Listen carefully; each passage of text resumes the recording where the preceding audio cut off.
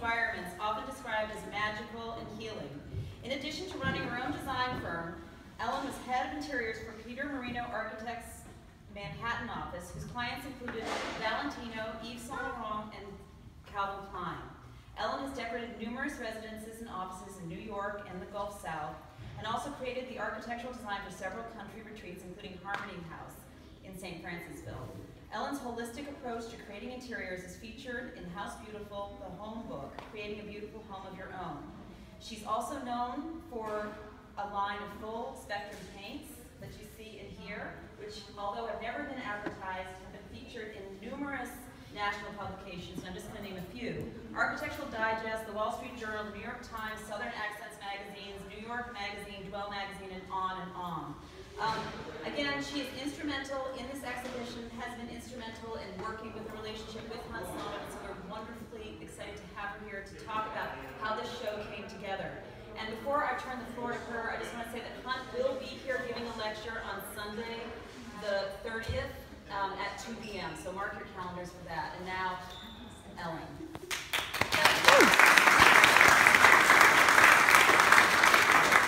I just want to thank y'all all for coming, and especially we have a group all the way from Winsboro, Louisiana, and then my very first clients, Judge Winsberg and his wife Isabel, came up from New Orleans. They were my very first clients in 1982. Anyway, here we start with the entry hall for the exhibit, and the main reason we used the color violet in this space is because Hunt, to me, is like Merlin the Magician, or the Ascended Master, Count Saint Germain. You know, I mean, it's just amazing what he accomplishes. He's such a prolific painter. He's just such a magical person in the way that he just manifests things. We've been friends for 10 years, and it started out 10 years ago where I was sitting at the bar having a hamburger at the Magnolia Cafe in St. Francisville, and Chris Morrison was sitting next to me, and he said, I've been working on this plantation across the river called Lakeside for this interesting artist from New York, Hunt Slonem. And so then he proceeded to open his wallet, and he had a stack of Hunt's business cards about this thick, and he gave me one. So I sent Hunt a letter, I Federal Expressed it, along with a set of my samples, and said, I hear you have a couple of plantations down here. Next time you come into town, if you'd like to meet some locals, I'd be you know, happy to put together a get-together. So he immediately responded, and I threw a party. I had about 40 friends over, and he came to my party. He brought me his first book, autographed it, and we immediately went and sat out on my deck and started talking. And one of the things we both realized we had so much in common about was our obsession, not obsession, I hate to say, but I personally felt like I was. For the past 20, 25, 30 years, I have read every New Age book out there. I don't know, you know. I mean, books would fall off on color healing, for instance, would fall off a shelf and hit me on the head, and I'd go, oh, you know, I have to get this book, and anyway.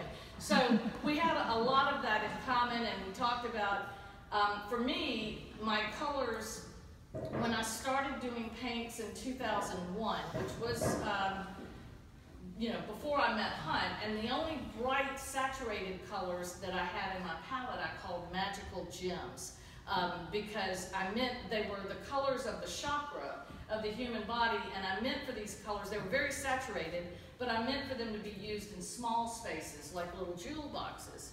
Well, of course, those were the colors that he was very drawn to, and so he, you know, he kept trying to get me to sell him my paints and help him pick out colors for Lakeside Plantation. But when I got there, the walls had such a beautiful patina, I said, I wouldn't touch these walls with a 10-foot pole. There are, you know, decorative artists that, you know, couldn't even duplicate this. It's so beautiful. But over the course of about a year, he finally, you know, kept saying, please, I just love color. I get depressed. This is kind of depressing. And so we started room by room selecting colors to use at Albania. So Sarah Clunas, who by the way is a curator and did a fabulous job and had a clear vision from the very beginning as to how she wanted the spaces to lay out.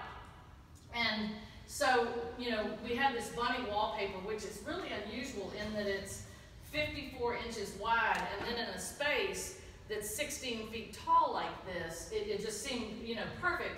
And then Hunt had bought this purple poof at Renaissance Antiques in New Orleans. And because he is such a mystical, magical person, we chose this violet, which I custom made for the exhibit. We call it Antebellum violet, you know, for the space. So, and it also happens to be the color of this Count. If you've ever read about Count Saint-Germain, it's really pretty fascinating if you go online and read about him. He's been known, some people think he was Shakespeare, some people think he was Sir Francis Bacon. He's supposedly was around during Marie Antoinette's time and had this magical elixir that was the fountain of youth. And his color is violet, the color of transmutation. And when I first started my line of paints, in reading all these books, you know, I always read about intent being important and how you can infuse things, which Hunt has told me his artwork is infused with the same thing, with this energy. So I would do creative visualizations where I would imagine my paint cans bathed in the violet light, and that everyone who came into contact with them would be joyful and balanced. And so that's kind of, you know, I have a painting by Hunt in my living room that is of the Archangel Sandalphon that, I mean, it's just got the energy off of it is really, you know, pretty spectacular. And so I think you'll find as you go through, you'll see paintings by him that have been painted over the past 40 years of his career. So violet is a color, you know, associated with Merlin the Magician, the crown chakra, transformation. It's a very spiritual color, and it just seems to fit his personality. And also, 10 years ago is the first time he saw this museum, and he set the intention of having a show here. So here we are 10 years later, and this is his show. As you probably know, or may not know, because the Louisiana Arts and Science Museum did a show several years ago of Abraham Lincoln. So, and Hunt collects top hats. So we included a lot of his Lincoln portraits. There's also Lincoln and George Washington. We have some of his top hats spread around. This painting came from the Ogden Museum, and it's 12 feet wide. It's so weird when you think there's an average room is 12 feet. That painting is 12 feet wide, and that is Rudy Valentino and Gloria Swanson. Wow. And then the portrait over here on this wall is Isaac Delgado, and he was one of the owners of Albania plantation, and he also founded the New Orleans Museum of Art. Wow. And then there's another painting of Hunt, a self-portrait down there. That, you know, there's not many of those around. We brought that over from Lakeside Plantation. And then there's a countess that you'll see more paintings of that he says told him through a channeler to purchase Lakeside and Albania plantations. So he has, you'll see quite a few portraits of the Countess Obrenovich. I looked her up on the internet, can't find anything about her other than what's associated with Hunt, so I don't know. She was supposed to be a 1920s spiritualist. The Gothic bench, he has a lot of Gothic furniture, so the Gothic bench he purchased at Renaissance Antiques. It's in New Orleans, I think more in Metairie, so you know, we included that in this particular room. The fabulous chandeliers in each room are from on loan from MS Rao, as are the mirrors and some of the furniture, the most spectacular, grandiose furniture you'll see. Any questions? We're going to have questions, you know, with each room. If anybody has a question, we'll move on to the next room.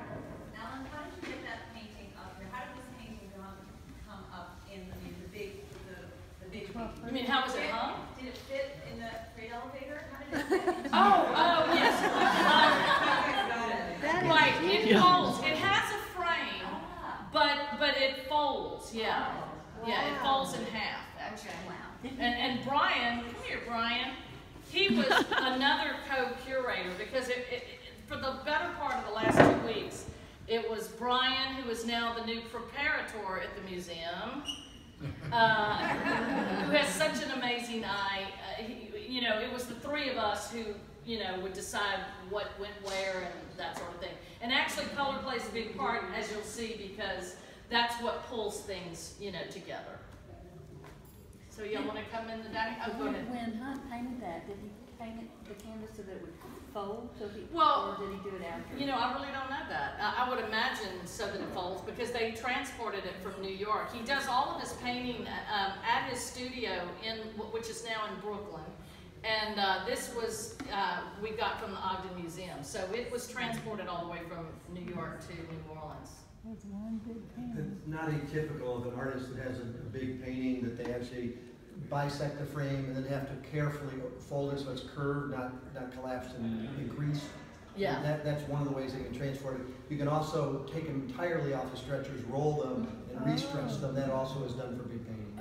Okay. And I'm sure you all know how popular his bunnies are, and that these are his little workout sessions every morning when he starts to paint. He'll paint a dozen or so bunnies. Yeah. It's fun to try to count the bunnies on this wall. It's harder than it looks when the real bunnies versus the wallpaper. And this was Hunt's idea, to hang the bunny paintings on the bunny wallpaper, which I thought was great. And then, of course, Brian is the one who hung them and decided what would go where, and I thought he did a great job. It was fantastic. Who carries his wallpaper? Do you know what company? Groundworks and Lee Joffa. Groundworks is a division of Lee Joffa.